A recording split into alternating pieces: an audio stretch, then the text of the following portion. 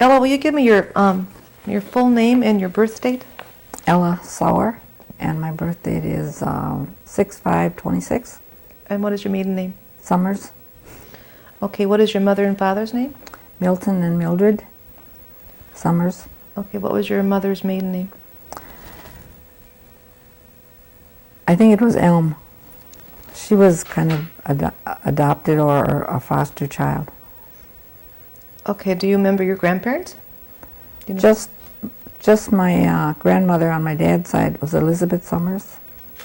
Do you Or know? Elizabeth Wheelock. Wheelock Summers? Okay. What about your brothers and sisters? There were 12 of us in our family. Can you name them? Yes, there was Amanda and me and I think it was Rita and Lavinia and Noel, and I don't know if I have them in order here, but I'm trying. And Arvilla. How far am I? How many is that?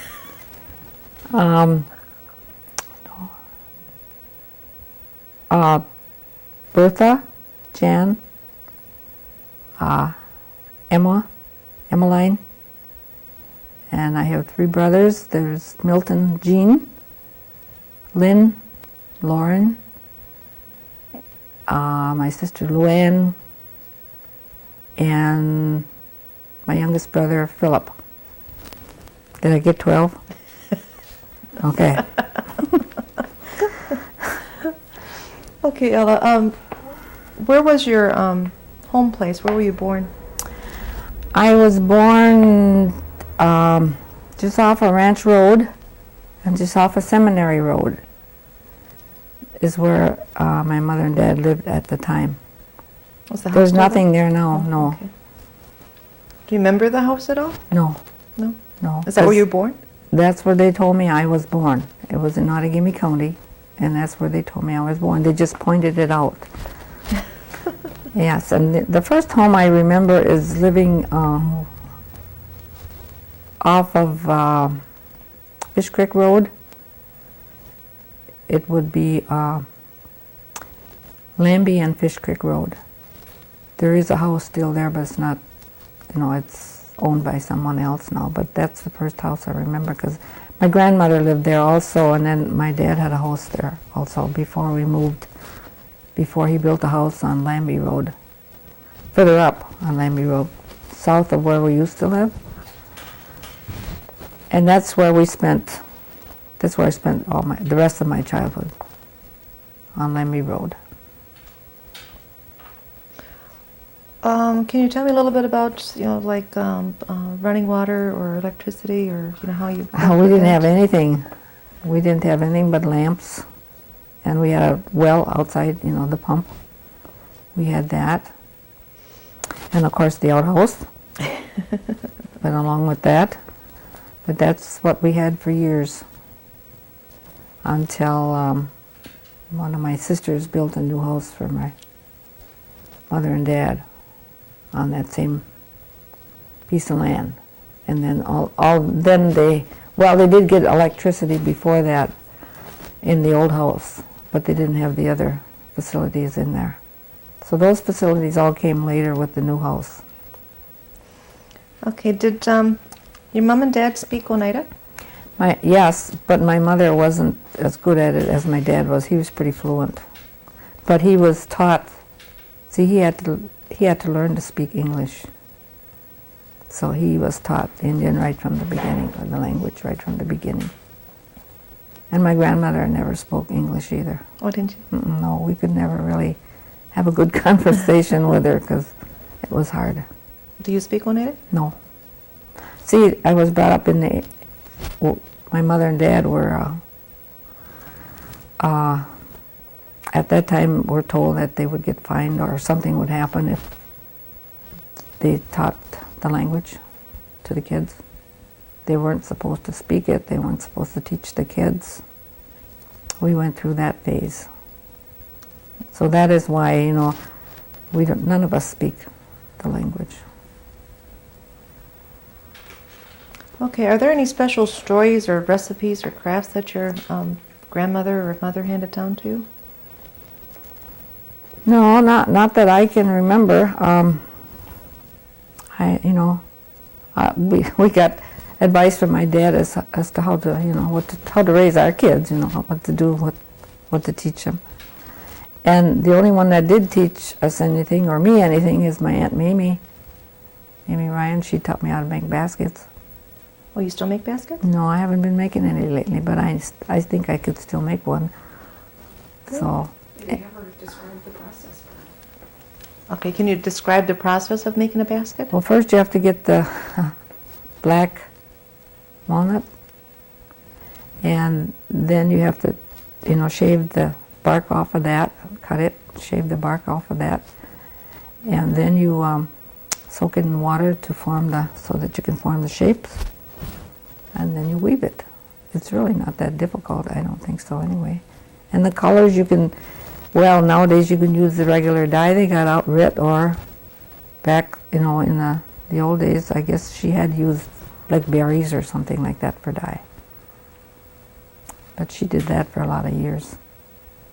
Your mother? My Aunt Mamie. Your Aunt Mamie, yes, okay. Yeah.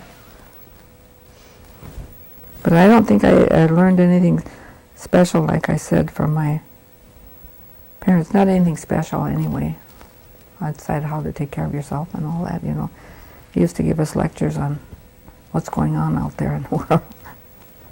What about like corn soup or cornbread? Did they make any of that? No? My mother was not taught to do any cooking when she was growing up, so she couldn't pass it on to us. In fact, I guess my dad did as much cooking as she did. And for anything special, she had somebody else, for special occasions, she had somebody else do she never baked a pie in her life, which I learned to do, and I do yet today, And I think she made cake once in a while, but otherwise, no, there wasn't. We basically ate, fruit, vegetables out of the garden. My dad planted his own garden, and that's what we had. And of course, he had a small farm at one time, and he used to have pigs, and he used to butcher those, and chickens. We went through all of that, on our own. And the beef, I guess they had to buy though, but the rest of it. And then I had two aunts that used to know how to make head cheese, and they used to come over and do that too. What is head cheese? That is the insides of the pig, and they would cut up, when they butchered a pig, they had to cut it up, and if there were small pieces left, they mixed that all together, and I don't know how they made the gel. I don't know how they did that, but it did get solid. It was good. Yeah. What kind of work did your dad do? He farmed part of the time, and then he worked, there was a WPA program that he went to, and then he also did some forestry work. He worked for some guy that, I guess maybe where they were going to build roads or something like that, cutting down the trees and stuff like that. What did your mother do? She didn't do anything but stay home and, Raise the kids. yeah. Okay. What kind of chores did you have to do when you were younger? Well, I had to help milk the cows. I know I had to do that when my dad besides, having the animals there, he had about 4 or 5 cows, I think it was. He had to get off early sometime to go to work. And that's when I used to milk the cows and take care of the chickens and whatever animals we had there, feed them, I used to do that in the morning, and at noon I'd come home from school and do that, and then in the evening I'd get started before he got home, and then he'd finish up. Okay. How did your family travel? Well, we had cars. They were usually second-hand cars, I can remember a Ford, those old Fords with the top that You know, they had that, what they call celluloid windows. You know, you could take them out or leave them in, or in the summertime you could take them out, wintertime you put them in. And there was never any heat in the cars that I know of. And then most of the time anyway, in the wintertime, he would just put the car up on blocks and cover it up, not use it because of that, you know. And for a while there we had some horses that we got around a little bit in, but not too much. We didn't use them too much for that. He used them for, like, you know, plowing up the ground and cultivating and stuff like that. What did they do with their shopping? 2 area stores, Moss's, and there was a store on top of the hill where Frank Cornelius lives now. Okay. There was a store there. Once in a while they would go to De Pere and do some of their shopping there. Where did they shop in De Pere? I don't even remember the name of the store anymore. Okay, did you ever get to go along? Yeah, we went along occasionally, you know. We went to movies occasionally in De Pere. That was the big town when I was small, De Pere. We didn't go to Green Bay very often, or Appleton, or any place like that. Did you ever ride a train? Not as a child, no.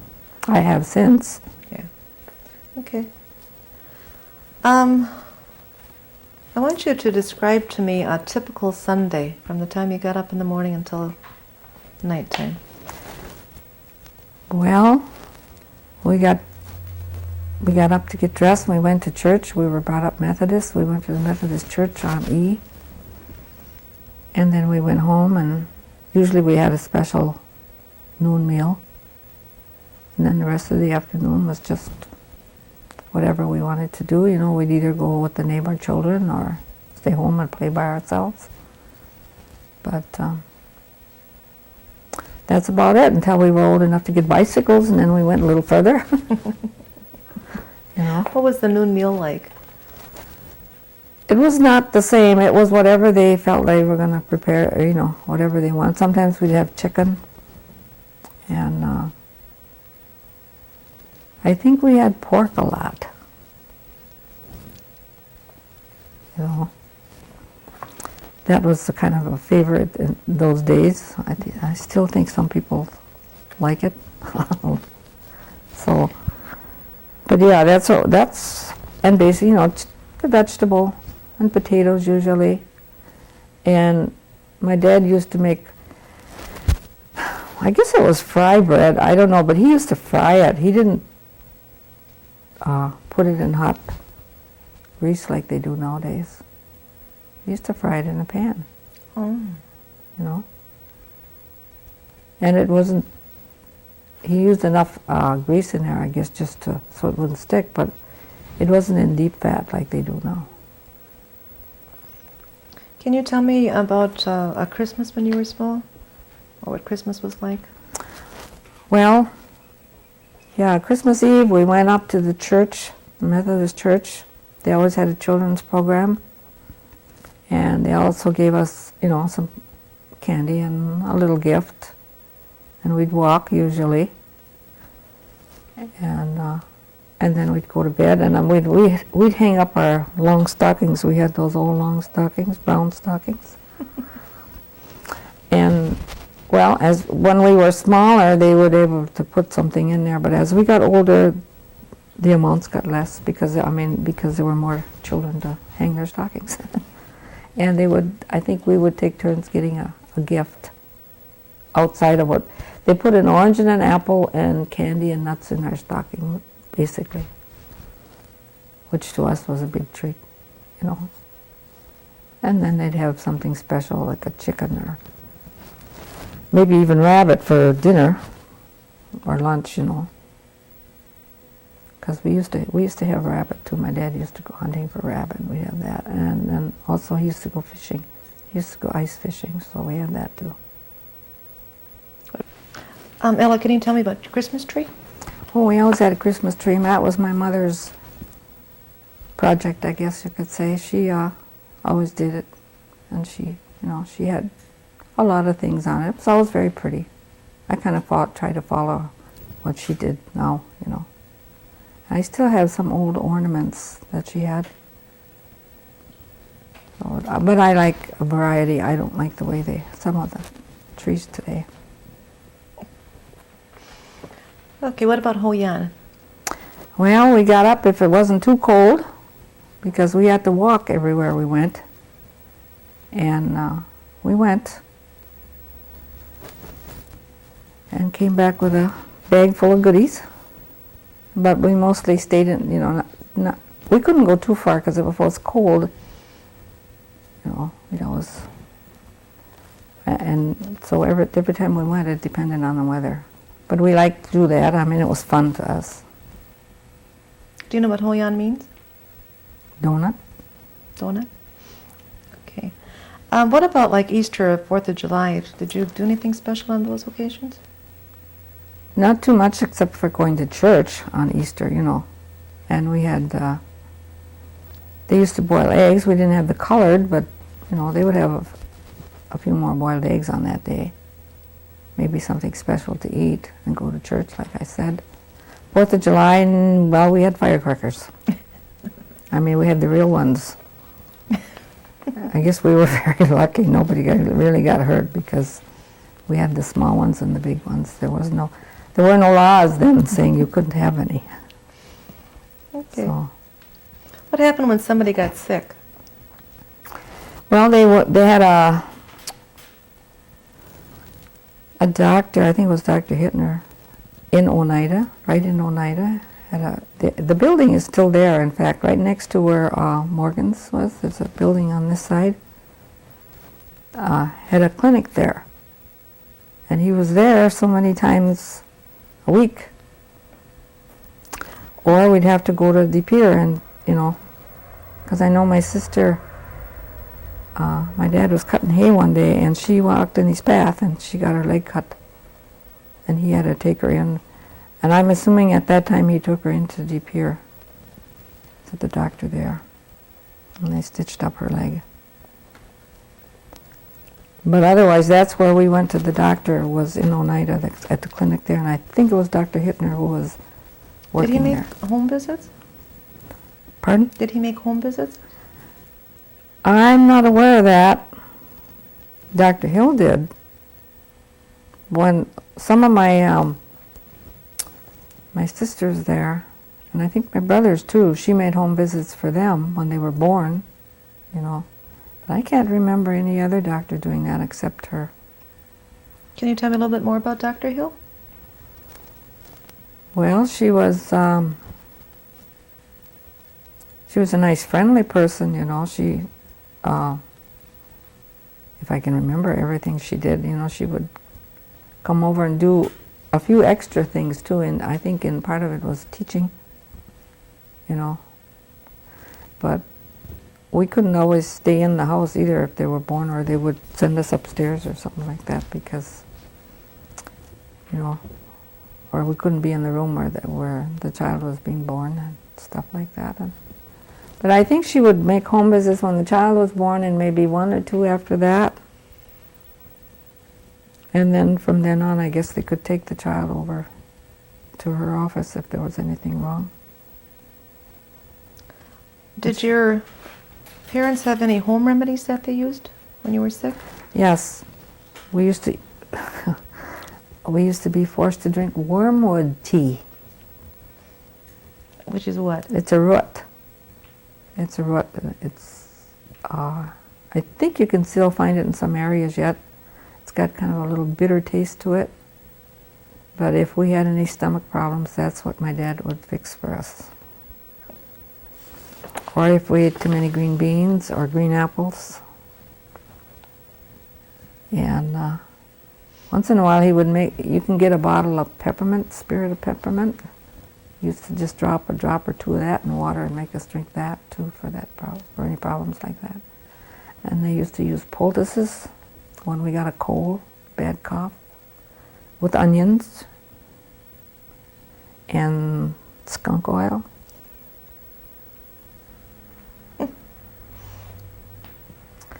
Yes. And we did get some contagious, children's diseases, and we used to be quarantined for that. And I don't know if it makes any difference today, but whenever we got the measles, they had to put us in a dark room because it said it would, our eyes would be affected in the future. Whether that's true or not, I don't know today. I should follow up on that and see if it ever was true. But you don't think of that, Can you tell me where you went to school? Yes, Silver Summit School right on top of the hill on the corner of Fish Creek and E. The building is still there. So I went to 8th grades there. How many kids were in school? Well, not too many.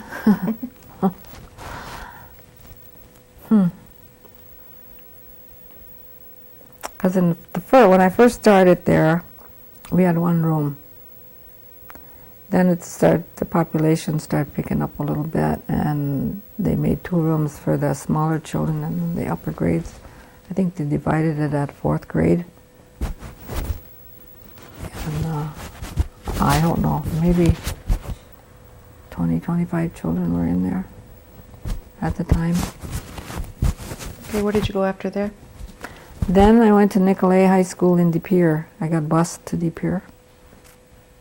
And that building is also still there. That's where, it was Abbott Penning's next. After Nicolay, it was Abbott Penning's, and then I don't know who owns it now, maybe St. Norbert's. It's just right by the river there. And I went there for 2 years. And then they decided we should be bused to East High in Green Bay. So I went to East High in Green Bay for 1 year. And then because I had a cousin that was going to Haskell, I don't know why but someone talked my parents into having me go out there for my senior year. So that's where I graduated high school, at Lawrence, Kansas, at the Haskell Institute out there. Mm-hmm. What did you do after you graduated? Then I took a course at vocational school. I guess you could say it was a secretarial course. But I didn't do anything with it because I wasn't interested in that course, but that's what my dad wanted me to be. So I took the whole course, though, for 1 year, and then they were going to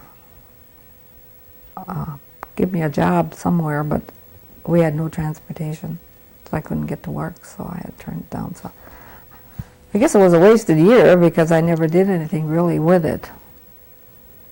And then, like I was telling him on the way over here, I should have kept up my typing because now that's all I got.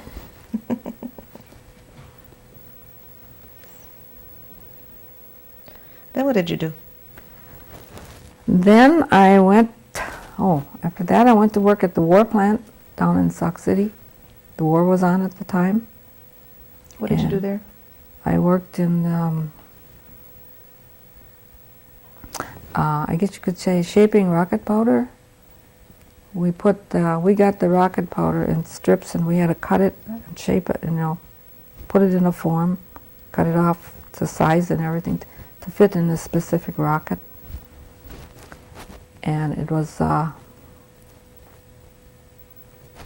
such that you had to be out of the room when the machine was working inside. I think maybe because of the possible explosive or heat, maybe because if they let us see what could happen if this rocket powder caught on fire, that was pretty hot, and it went up really fast, so we couldn't be in the room. We had to wear fireproof clothing, and I did that until the war ended. Then I came back home and I went to work as a nurse aide in the hospital because that's really what I wanted to do. And I did that for a number of years, and then I should say a good number of years, because then they started a program where they wanted LPNs. And in order to, at that time they needed them badly, so, and they didn't have enough schools, so what they did was if you qualified, you could go take the test in Madison.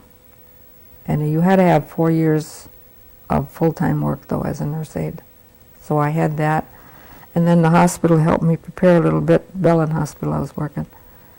They let me work in every department, so I had some knowledge of everything that goes on. And so I went to Madison and took the test, and I passed it. So I've been doing that ever since, outside of raising my family, I mean. Okay. Tell me about your family. Well, I have 4 kids, 3 boys and a girl. Can you name them? Yes, the oldest one is William. The second one is Timothy. And then Edith, my daughter, and then John. And they're all married and or have been married and have kids of their own now. I have 10 grandchildren. Okay. We know her name last. Oh, what is your husband's name? His name is William. William. Sauer, yeah. Okay. Do you remember anything about the Depression?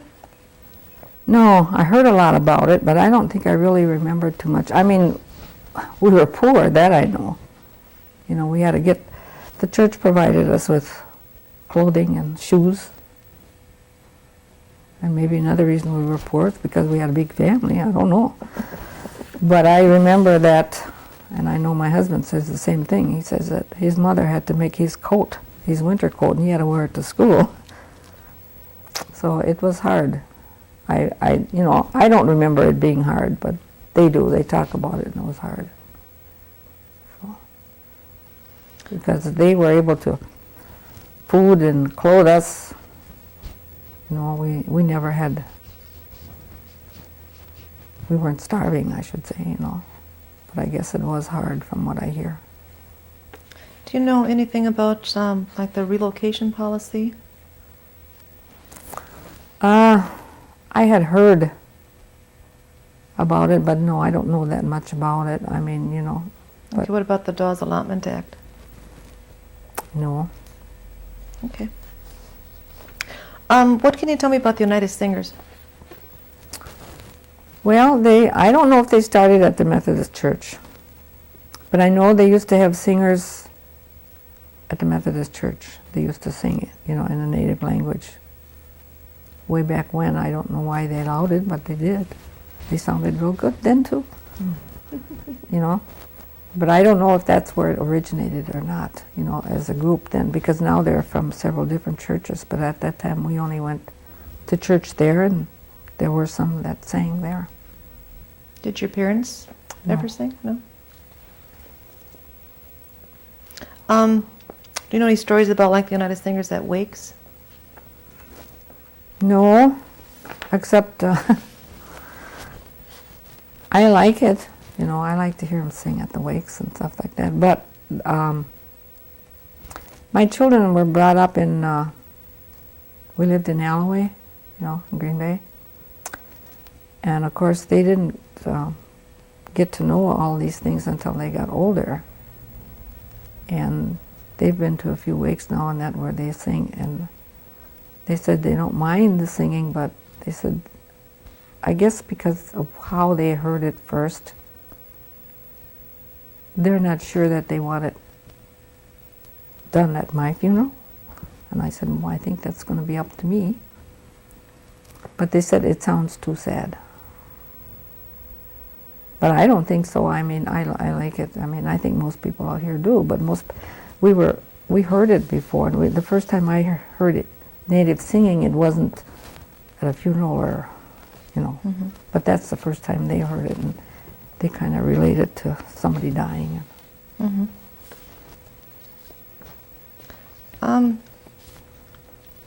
Can you tell me just some of the changes that you've seen in Oneida from when you were smaller to like today? I think there's been a lot of changes. You know, there's been changes in the way that the children play today. you know. And even the parents, there's more, I guess the social life is more, and I mean, we had to make our own entertainment a lot. Where today there's something out there for entertainment, whatever you want, I guess. So there's been a lot of changes, and I don't know if it's all for the better. Sometimes I think not. But nobody will go back, you know, the way it was. Although I think the experience was good for us. I don't have any regrets about being brought up like that. Yeah, but I don't know if everybody would agree with me on that. Was your mother or father involved in tribal politics at all? In tribal Not government? too much. They might have been a little bit, you know, when it came to voting and stuff like that, they were involved. Because I know that when after I got married, they would tell me when there was going to be an election or something like that. Well, also the election committee too at that time was sending out papers if they wanted. But other than that, I don't think they did. I mean, my dad maybe have went to a few meetings, but they never acted like they were really interested in what was going on, or maybe it wasn't even that. Maybe it wasn't interest. Maybe it was just that they couldn't or something. Because like I say, getting around in those days was rather hard. Mm-hmm. So that probably had something to do with it too. What do you think the United Nations will be like 50 years from now?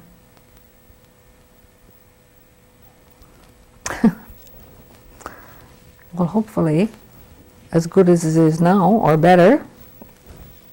But I don't know. I don't know if I can honestly. I've never even given it a thought, because I know I'm not going to be here to see it. Okay, what advice would you give to future generations? I guess what today they're saying about the generation today is a me generation. I don't think that always works. Do you have to be involved with other people in some shape, form, whatever? And of course the education. They need that. And remember, there's somebody else out there besides you. Okay, is there anything else you'd like to tell us about your life that we may not have touched on?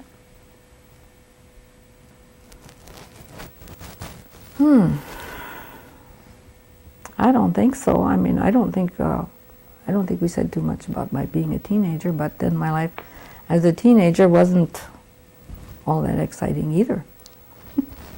And for the very same reason, transportation. We just couldn't, you know, up and go whenever we felt like it. And I've met a lot of, I've had friends here right on the reservation when I was growing up, you know, and we were good friends, and like I said, but we made our own entertainment. You know? We had fun in the wintertime. And we went skating right down on the creek, you know, and sliding on the hills, and with no TV to keep us occupied and in, we got out there and did some things. And like I say, sometimes I think about that and regret that the kids don't do more of that today. Instead of sitting in front of the TV. Although the TV is nice. I mean, I wouldn't be without it right now. You know, there's times when I just like to see a good movie or something without having to go out. Okay. Anything else? I don't think so. I mean, raising a family like my parents did, I have to give them a lot of credit for what they did. Like I said, we didn't have everything, but we grew up, and most of us got some form of education. You know? Do you know any WPA stories? No. No? No, I not really. I think if my dad had any opinions, he didn't let us hear them, you know. But he did work for the WPA. And he had to get up, and somebody had to pick him up every morning, and he'd go to work and come back. But he never really, or if he did, I don't remember. He didn't make a big point or a big issue of something that happened. If he did, maybe it was to my mother, not to us. You know, like we do the same thing. We got a big issue. We don't always discuss it with our children. We discuss it with each other. But like I say, I don't mind the way I was brought up, and I think some people do. You know, don't like the way things were when we were young. And we had to earn everything. Like my first bicycle, I had to go out and earn it myself.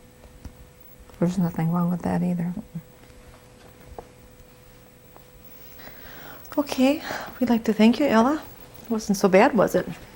No, but I hope I did all right. Oh, yes, you did.